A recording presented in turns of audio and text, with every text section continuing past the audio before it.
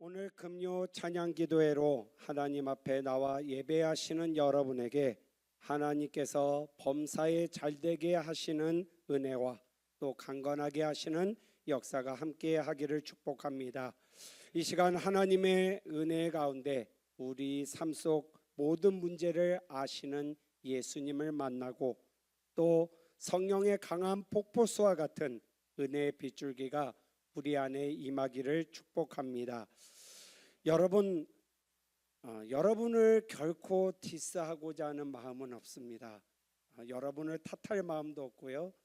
혹시 5월 18일 박주일 담임 목사님의 설교 제목을 기억하시는 분 계십니까? 네, 너무 멀고 먼 때의 일이지요. 하늘 소망을 품으라 라는 제목이었습니다.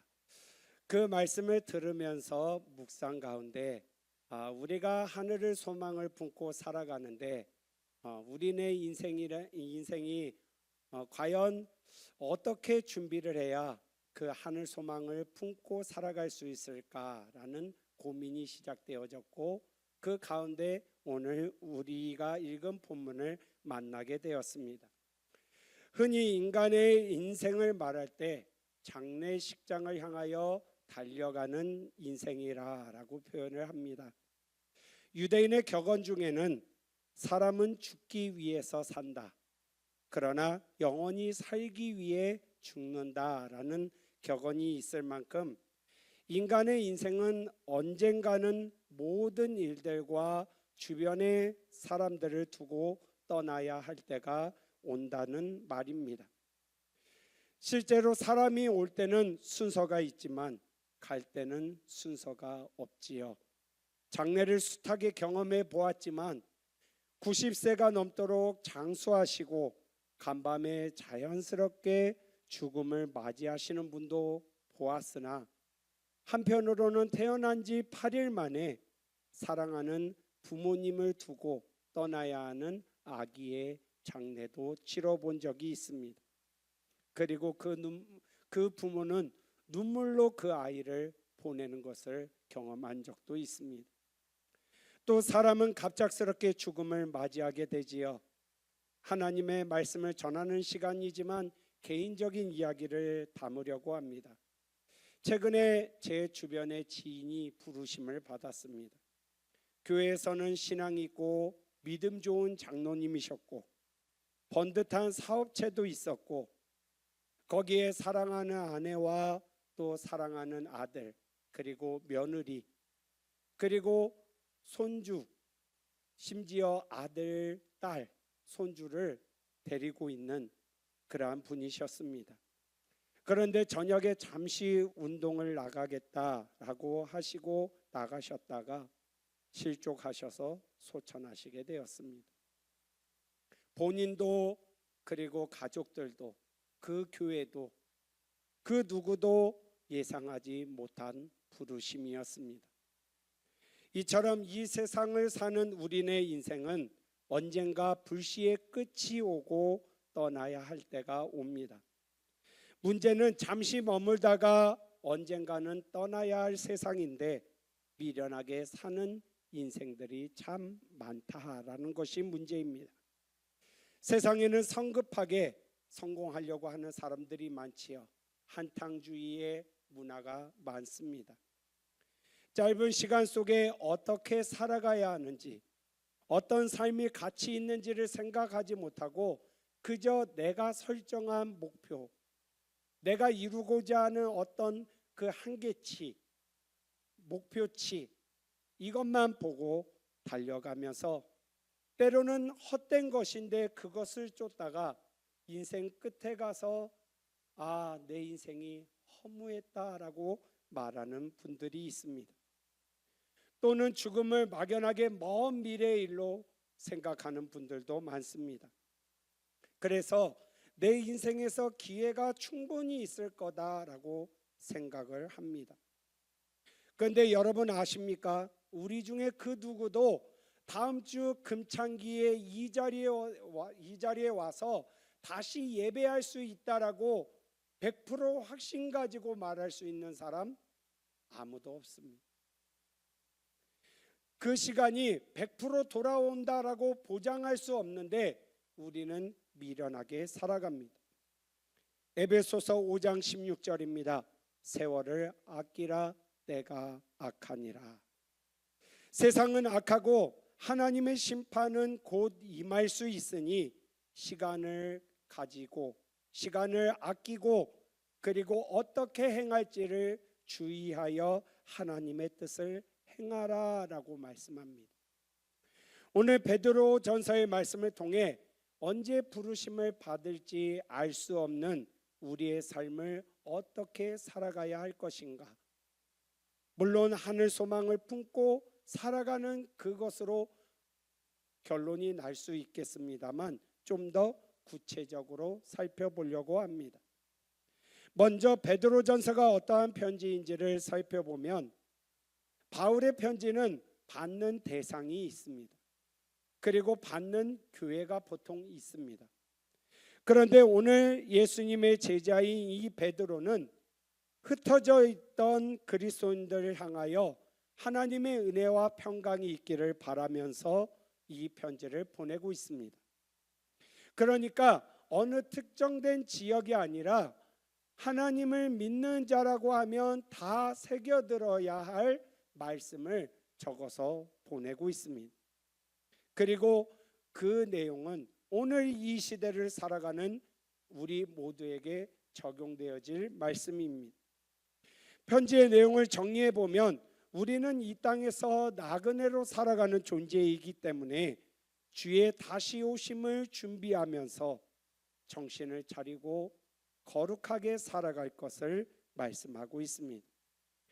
믿음을 지니고 그 믿음에 맞는 삶을 살면서 우리의 영혼을 하나님께 맡기는 삶을 살아갈 것을 말씀하고 있습니다.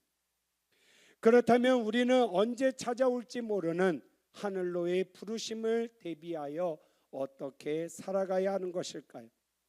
먼저 14절은 우리에게 선을 행하고 의를 위하여 받는 고난을 두려워하지 말고 근심하지 말라라고 말씀합니다. 선을 행하면서 살라, 다르게 말하면 착하게 살라라는 말입니다. 그런데 여러분, 착하게 살면 손해본다라고 말합니다. 물론 맞는 말일 수도 있습니다. 세상은 악하기에 선을 행하면 비난을 받기도 하고 때로는 손해를 보기도 합니다. 흔히 우스갯소리로 그런 우스갯소리가 있지요. 호의가 계속되면 분리인 줄 안다. 이해가 되시는 분들이 계실 겁니다. 호의가 계속되면 분리인 줄 안다 라는 말이 있을 정도로 그렇게 착하게 사는 것에 대해서 안 좋게 보는 시선들이 있습니다. 그러나 하나님의 자녀로서 다른 사람을 사랑하고 선을 행하며 사는 삶은 고난을 받게 된다 해도 오늘 본문 말씀이 기록하는 대로 복 있는 사람임을 하나님은 분명히 말씀하십니다. 왜 그렇다면 우리가 살아가는 세상에서 말씀을 지키며 살아가면 고난을 받게 되는 것일까요? 그 이유는 세상의 법과 하나님의 법이 충돌하기 때문입니다. 마태복음 5장 38절에서 39절입니다. 또 눈은 눈으로 이는 이로 갚으라 하였다는 것을 너희가 들었으나 나는 너희에게 이르노니 악한 자를 대적하지 말라. 누구든지 내 오른편 뺨을 치거든 왼편도 돌려대며 라고 말씀합니다. 세상은 원수를 지은 사람에게 눈에는 눈, 이에는 이 갚은 대로 되돌려 주어야 된다라고 말합니다. 그런데 오늘 말씀은 우리에게 오른쪽 뺨을 맞았다면 뭐라고 말합니까? 왼쪽 뺨도 대주라라고 말합니다. 그러면서 더한 이야기를 하시지요. 원수를 사랑하라. 세상의 법은 눈에는 눈, 이에는 이, 갚으라라고 말하는데 하나님의 법은 원수를 사랑하라. 보듬으라. 라고 말하고 있다라는 것입니다. 우리는 세상에서 살아가기 때문에 어찌 보면 그 말이 더 와닿을지도 모릅니다. 내게 이렇게 했어? 그러면 내가 돌려줘야지. 마치 점이라도 하나 찍고 복수하겠어. 이것이 세상의 법칙이지요. 오히려 그게 우리에게는 더 와닿을지도 모르겠습니다. 그런데 신부이자 시인인 알프레드 디 수자는 사랑하라 한 번도 상처받지 않은 것처럼 이라는 시에서 사랑하며 살기에도 시간은 너무 부족하고 짧다라고 말을 합니다. 세상에서도 이렇게 말할진데 하나님을 믿는 우리가 어떻게 해야 할지 우리는 깊이 생각해 볼 필요가 있습니다. 우리가 믿는 하나님은 자기의 유일한 아들을 죽게 만든 우리를 용서하신 하나님이십니다. 아무런 조건 없이 그저 회개한다고, 잘못했다고 싹싹 빈다고 그 사람을 용서하시고 그리고 보듬으시고 자녀 삼으시는 분이 바로 우리가 믿는 하나님이십니다.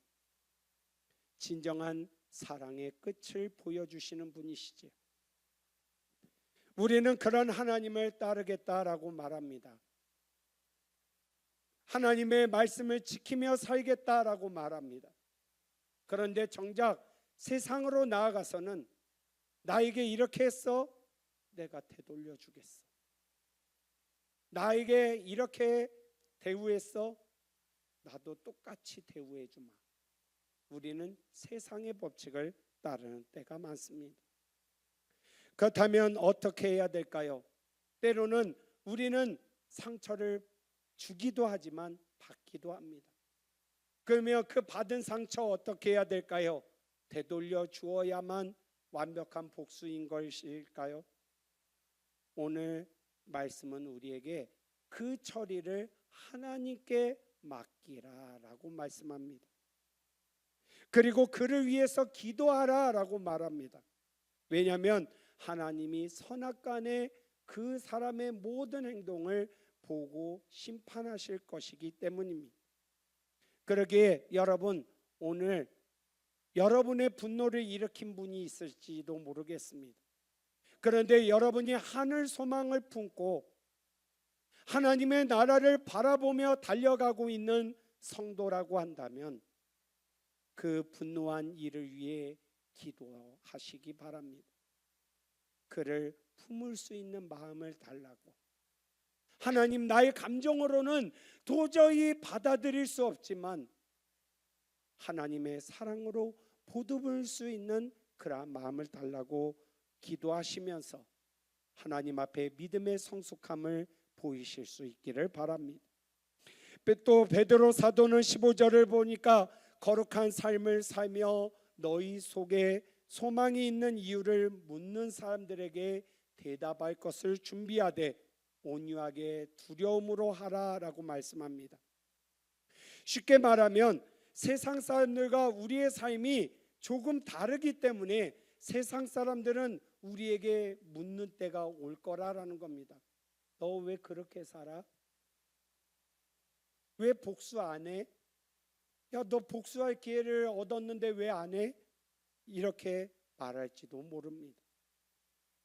여러분, 또 반대로 죽음을 대하는 태도 역시 우리는 세상 사람들과 다릅니다.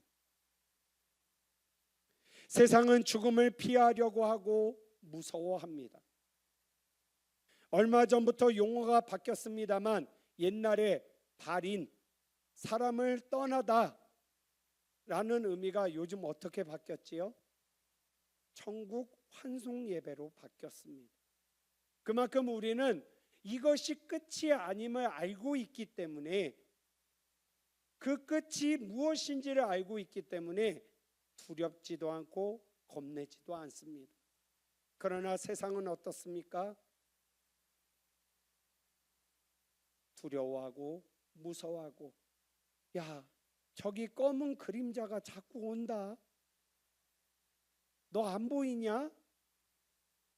뭐가 보여요? 왜 검은 옷 입은 사람 오잖아. 나 무섭다, 두렵다, 이렇게 말씀하시는 분들이 있습니다. 그러나 우리에게 죽음은 또 다른 시작이라고 말하지요. 왜냐하면 이 땅의 모든 수고를 마치고 그리던 하나님을 배우는 날이기 때문입니다. 개인적인 이야기입니다만 언젠가 가족의 장례를 치르면서 시신을 확인해야 되는 때가 있었습니다. 목사로서 숱한 장례를 경험했고 그리고 시신도 많이 봐왔기 때문에 두렵지도 않았고 무섭지도 않았습니다. 다만 슬플 뿐이었습니다. 제 할머니였기 때문이었습니다. 그런데 믿지 않는 사촌과 함께 시신을 확인하러 들어가는데 사촌이 들어가지를 못합니다. 그래서 제가 시신을 확인하고 나왔더니 그 친구가 저에게 묻습니다. 야, 너 안 무섭냐? 뭐라고 답을 했느냐? 두렵지도 무섭지도 않아. 다만 언젠가 나도 이렇게 죽음을 맞이할 때가 올 것인데 그때를 위해서 부끄럽지 않게 내가 믿는 하나님을 열심히 믿으면서 복음 전하며 목사답게 생을 마칠 수 있었으면 좋겠어 라는 고백을 했습니다. 골로새서 3장 17절입니다. 또 무엇을 하든지 말에나 일에나 다 주 예수의 이름으로 하고 그를 힘입어 하나님 아버지께 감사하라. 우리는 어떠한 상황에서도 고난을 두려워하지 않고 문제들을, 위협들을, 죽음들을 두려워하지 않고 소망이 있음을 확실하게 말할 수 있는 그러한 담대한 믿음을 가지고 계셔야 합니다. 이것이 가능하기 위해서는 여러분 안에 하늘 소망이 계속해서 되새김질 되어야 합니다. 우리는 이 땅을 살아가면서 죽음을 대비하고 살아가야 합니다. 죽음을 대비한다라는 것은 나를 구원해 주실 것이라는 확실한 믿음과 내 영혼이 그날에 하나님 나라에 이르를 것이라는 소망을 가지고 살아가는 것을 말합니다. 언제 임할지 모르는 죽음이기에 이 땅에 마음을 두는 것이 아니라 내 본향, 저 하나님의 나라를 생각할 수 있어야 합니다. 불시의 주님은 우리에게 오셔서 가자, 이제 너의 이 땅에서의 삶이 다했다라고 말씀하실 때가 올 겁니다. 그런데 그때 우리는 기꺼이 생명의 주관자이신 하나님이 부르시니 두 손 들고 할렐루야로 나아갑니다 라는 고백과 함께 우리는 그 나라에 이르를 수 있어야 할 것입니다. 여러분, 우리는 숱하게 찬양하지요. 나는 나그네였는데, 나는 청지기인데 언제부터 내 삶의 주인이 바뀌어버렸냐라고 우리는 고백합니다.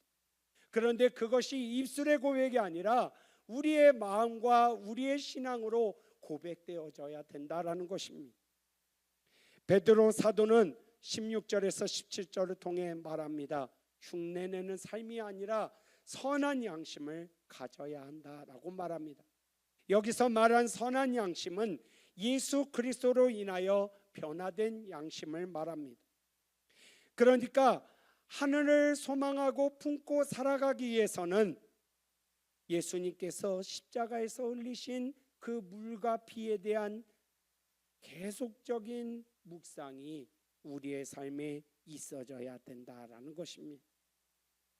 우리의 인생에 당한 문제, 두려운 문제들, 고통스러운 부분들 되새기고 기도하는 것도 필요하지만 가장 먼저는 그 예수 그리스도의 피를, 그 흘리신 물과 피를 우리의 삶 속에서 계속해서 체험하는 것, 계속해서 끊임없이 묵상하는 것이 우리의 삶 속에 있어야 하고 그것이 우리의 자랑이 되어야 합니다. 개그우먼 중에 신보라라는 자매가 있습니다. 2013년 신인이던 그녀가 연말대상에서 신인상을 받게 됩니다. 선배들이 이야기하지요. 야, 자랑 좀 해봐. 그런데 그녀의 대답은 이거였습니다. 아닙니다. 내가 자랑할 것은 십자가에서 흘리신 예수님의 피밖에 없습니다. 이 모든 영광을 하나님께 올려드립니다. 그러면서 하나님 앞에 고백을 했습니다. 여러분, 이것이 그냥 단순하게 그냥 한 연예인이 이야기를 했나 보다라고 생각하실 수 있겠지만, 가장 막내 기수였고 거기에 공영방송사인 KBS에서, 그것도 공중파 방송 에노라는 그 방송사에서 종교적인 발언이 불러올 파장이 가장 센 그 방송사에서 그녀는 담대하게 고백을 했습니다. 예수 그리스도의 피밖에는 내가 자랑할 것이 없습니다. 후에 그녀에게 인터뷰를 했습니다. 무섭지 않았느냐? 두렵지 않았느냐? 물었더니 이렇게 이야기를 했습니다. 예수님의 피는 내가 그 모든 것을 이기고 고백해야 할 가장 소중한 것이었습니다 라고 고백을 했습니다. 그녀가 이러한 고백을 할 수 있었던 이유는 무엇일까요? 그녀 안에 끊임없이 예수 그리스도의 십자가와 그 피를 되새기는 신앙이 있었기 때문입니다. 베드로전서 3장 16절입니다. 선한 양심을 가지라. 이는 그리스도 안에 있는 너희의 선행을 욕하는 자들로 그 비방하는 일에 부끄러움을 당하게 하려 함이라. 지금은 우리가 이 예수 그리스도의 피를 기억하고 묵상하고 예배하는 일을 세상은 조롱할지도 모릅니다. 여러분, 세상은 지금 이 시간을 뭐라고 말하지요? 뭐라고 말합니까? 불금, 불타는 금요일. 홍대나 이런 데 가보십시오. 난리 날 겁니다. 그런데 이 시간에 여러분 뭐 하고 계십니까? 뭐가 있다고 이 자리에 와서 예배하면서 하나님의 은혜를 묵상하고 되새기고 계십니까? 즐기면서 살기에도 짧은 인생인데 여러분은 왜 세상과는 다른 길을 선택해서 살아가고 계십니까? 그것은 바로 그 예수 그리스도의 피의 값어치를 아는 사람들이기 때문에 그렇습니다. 세상은 욕하지요. 저런 미련한 사람들이 있나? 때로는 아이고 허리 쑤셔, 무릎 쑤셔, 손 쑤셔, 온몸이 쑤셔. 그런데 주방에서 설거지를 합니다. 또 누군가는 아이고 무릎이 힘들어, 손이 힘들어. 그런데 애들 앞에서 열심히 봐주지도 않는데, 때로는 외면하고 있는데도 열심히 줍니다. 왜 그렇습니까? 그 복음의 열정을 전해야 되는 것을 알고 있기 때문입니다. 하늘을 소망하는 것이 지금은 비록 아무것도 내게 내어주는 거 없는 것 같지만 마지막 날에는 그것이 최종적인 승리임을 알기 때문인 것입니다. 그렇다고 한다면 우리는 때로는 미련하게 보이고 세상은 왜 그러냐라고 말할지 모르지만 담대하게 우리는 그 예수 그리스도의 피를 끝까지 자랑할 수 있어야 합니다. 그리고 세상 모든 사람이 알도록 아, 저 사람 진짜 찐으로 예수의 사람이다, 진정한 예수의 사람이구나 라고 깨닫는 날이 올 때까지, 그 날을 승리의 선포를 하게 하실 그 날을 우리는 기억하며 살아가야 할 것입니다. 여러분, 예수님 세상의 기준으로 보면 어떻게 해야 성공입니까? 그 많은 무리를 이끌고 야 가자, 군대처럼 이끌고 가서 그 놀라우신 능력으로 로마 제국을 다 쓸어버리고 이제부터 예수의 왕국이니라. 이것이 어찌 보면 세상적인 성공입니다. 그런데 그분은 어떻게 하셨습니까? 비참하게 십자가에 달리셨습니다. 그런데 우리는 그 예수님의 죽음을 실패라고 말합니까? 아니지요. 그 누구보다 값진 승리이자 그리고 확실한 승리의 선포였습니다. 고난 속에 육체는 죽었지만 그 영혼은 하나님의 뜻을 이루는 완벽한 승리였다라는 것입니다. 우리는 담대히 말할 수 있어야 합니다. 오늘 베드로 사도는 하나님께서 그 예수 그리스도를 지옥에 있는 영들에게 보내셔서 최종적인 승리를 선포하게 하셨다라고 말씀하고 있습니다. 이제 우리가 점점 무너져가는 그 세상을 향해서 우리는 이 시대에 대하는 예수 그리스도이셨고 그 예수 그리스도를 믿기에 나는 승리했노라라고 선포할 수 있도록 우리는 그 날을 위하여 준비해야 합니다. 우리가 다시 부활하여 최종적인 승리를 거두시는 예수님과 함께 그 옆에 서서 당당한 그리스도의 군사로서 승리했음을 선포하는 그러한 모습을 나타내야 할 것입니다. 사랑하는 성도 여러분, 우리는 우리의 앞날을 알지 못합니다. 우리가 드리고 있는 이 예배 다음 주에 우리가 또 드릴 수 있을 거라고 그 누구도 보장할 수 없습니다.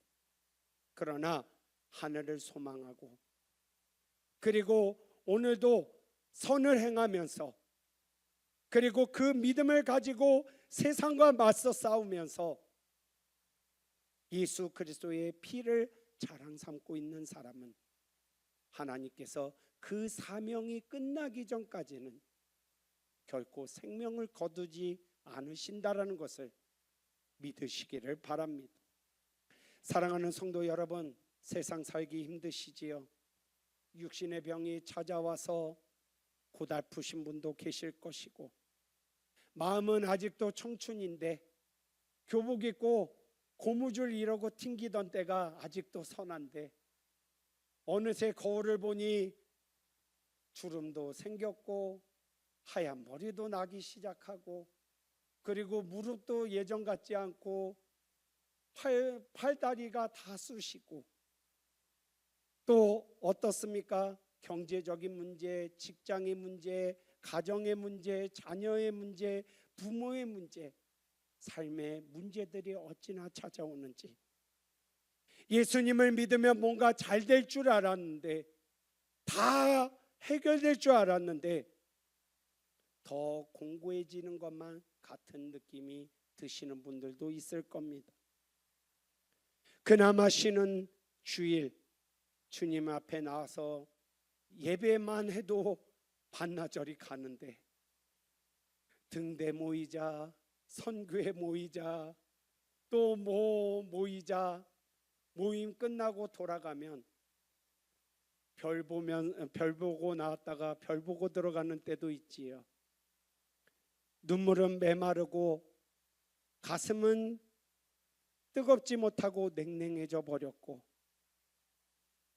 기도해도 도무지 응답이 없는 것 같고 도무지 나아지지 않는 삶이 있는 것 같다 할지라도 여러분, 하나님은 여러분의 그 지치고 고단한 인생을 알고 계십니다.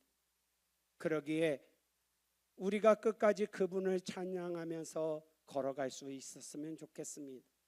그러한 때 여러분에게 이러한 고백들이 일어나기를 소망합니다.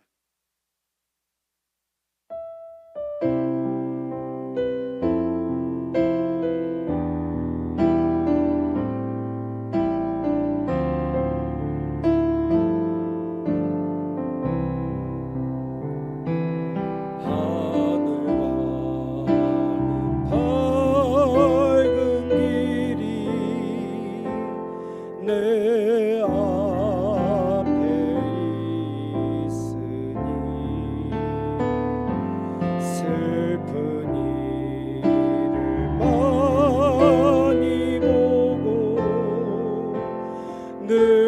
고생하여도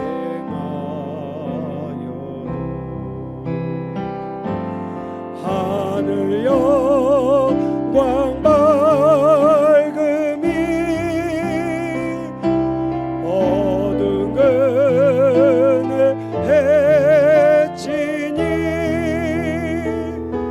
예수 공로 의지하여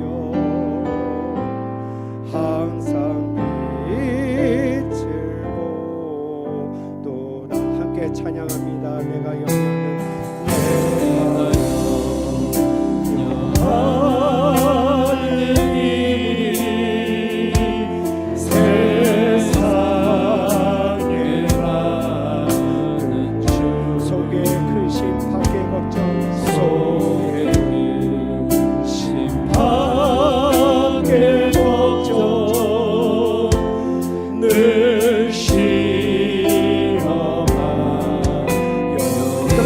예수님의 피가 우리를 이기게 합니다.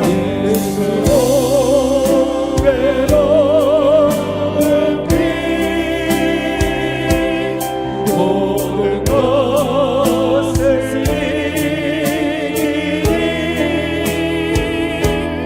예수 공로 의지하여 항상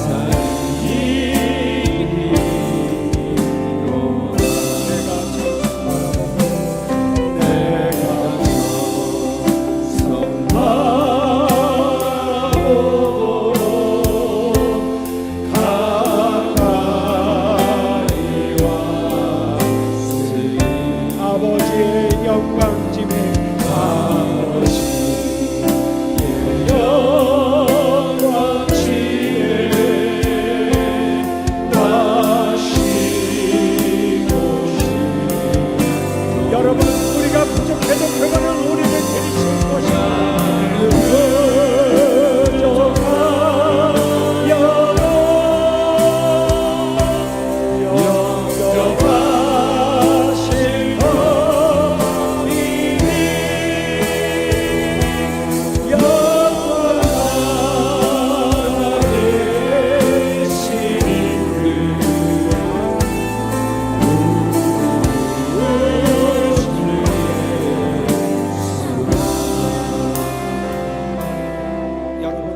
우리가 살고 있는 이 나라는요, 나라 위에는 수백 대의 항공기가 날아다닙니다. 그런데 문제가 생기지 않는 이유를 아십니까?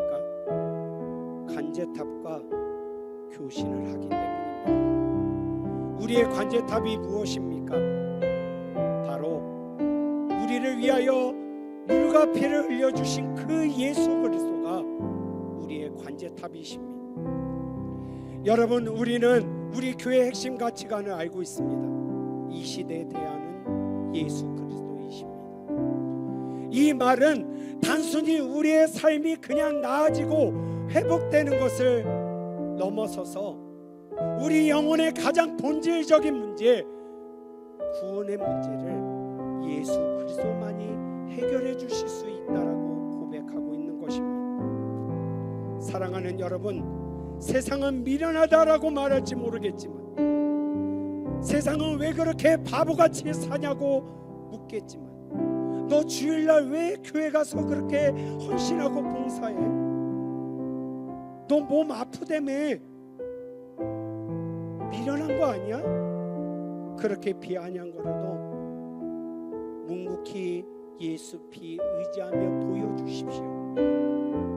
예수 피가, 그 흠없는 피가 우리를 살릴 수 있는 유일한 길임을 여러분이 끝까지 보여주셨으면 좋겠습니다. 그래서 마지막 날 주님과 함께 두 손 들고 할렐루야 외치면서